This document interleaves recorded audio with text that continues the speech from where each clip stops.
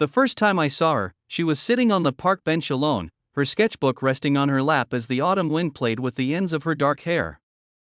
I don't know what drew me in, maybe the stillness in her eyes, or the way she smiled faintly at nothing in particular. There was something magnetic about her silence. I didn't know her name, her story, or the storm behind that calm face.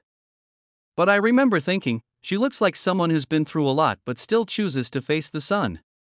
I never imagined that behind that quiet strength was pain I could barely comprehend. And when she finally looked at me one evening and said, "Don't stay if you just feel sorry for me," it broke something open in me I didn't even know existed. I was just a guy trying to find his footing again. After losing my job and going through a breakup that left me feeling like a shell, I had started taking long walks in that same park, trying to clear my head. That's where I saw her, day after day, always sitting at the same spot near the fountain, sketching. I'd catch glimpses of her drawings, sometimes portraits, trees, skies, all filled with life and motion. Yet, she herself moved little. One day, a gust of wind flipped one of her sketch pages and blew it toward me. I caught it instinctively. It was a drawing of a hand reaching toward the sky, half shadow, half light. I walked up to her, holding the page carefully. "I think this belongs to you," I said with a small smile. She looked up at me then, her eyes deep and unreadable. "Thanks," she said quietly.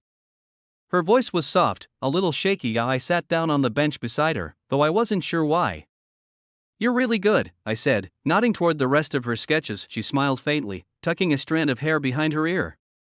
"Art is easier than words sometimes," she said. We talked for a while, small things at first. She told me her name was Lena. I told her I was Daniel. Every day after that, I found myself drawn back to that bench, hoping she'd be there. And she always was. Slowly, her silence began to unfold into laughter, stories, and dreams. She once said it wasn't until weeks later that I noticed something. She never stood up to leave when I did. She waited until I was gone.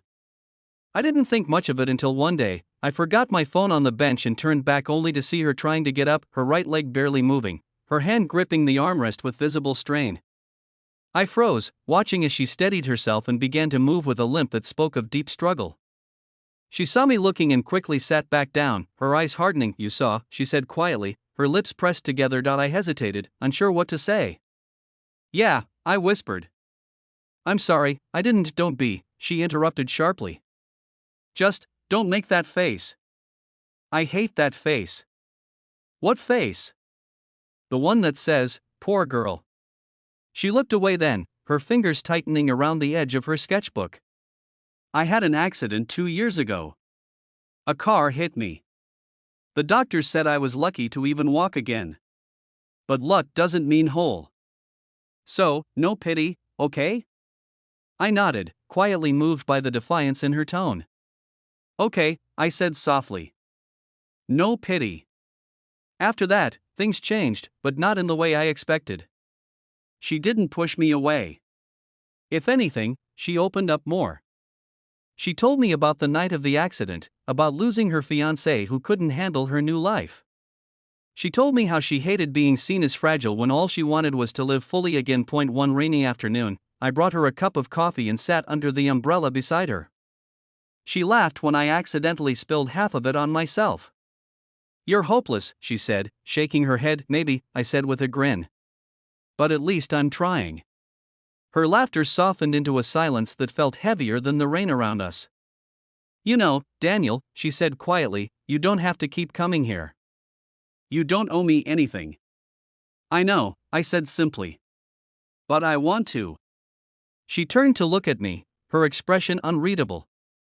"Why?" "Because when I talk to you," I said, "I stop feeling like my life is falling apart. You remind me that broken doesn't mean worthless." For the first time, she didn't look away. She just smiled, a real one, not the polite kind. And that was enough. Weeks turned into months. She started standing more often, taking slow walks with me around the park, her hand clutching my arm for balance. Each step she took seemed like an act of rebellion against everything that tried to keep her down. And I admired her for it, deeply. One evening, as the sun dipped below the horizon, I told her I wanted to take her to dinner. She hesitated, her gaze flickering to her leg brace. You sure you want that kind of attention? She asked softly. Absolutely, I said without hesitation. You've earned it. The dinner was awkward at first.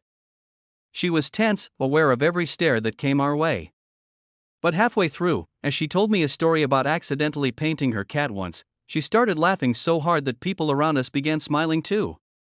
In that moment, she wasn't someone defined by pain. She was just Lena, the woman with a spark that could light up a room. When I walked her back to her apartment that night, she stopped at the door, turned to me, and said the words that would stay with me forever: "Don't stay if you just feel sorry for me." The way she said it, firm, trembling, but honest, hit me harder than anything before. I took a deep breath and looked her straight in the eyes. I don't stay because I pity you, I said softly. I stay because I see you. And I want to. Her eyes glistened, and for a moment, she didn't move. Then she smiled, small, but full of life. Then stay, she whispered. That night marked the beginning of something new, not perfect, not easy, but real. We faced setbacks, physical therapy sessions, days when she wanted to give up and nights when I didn't know how to help. But we learned that love wasn't about fixing each other. It was about walking beside one another, even when the road was uneven. Months later, she held an art exhibition called Still Standing. Her drawings told stories of pain, resilience, and hope. And when she introduced me to the crowd as the man who reminded me I was more than my scars, I realized that maybe we both saved each other in ways neither of us expected, because sometimes, the most powerful love stories aren't about perfect people, they're about imperfect souls who choose to stay when life gives every reason to run. And as I stood beside her that night, watching her smile beneath the lights, I finally understood what she meant when she said, "Don't stay if you just feel sorry." For me, she never needed pity. She needed to be seen, and I was grateful to be the one who finally did.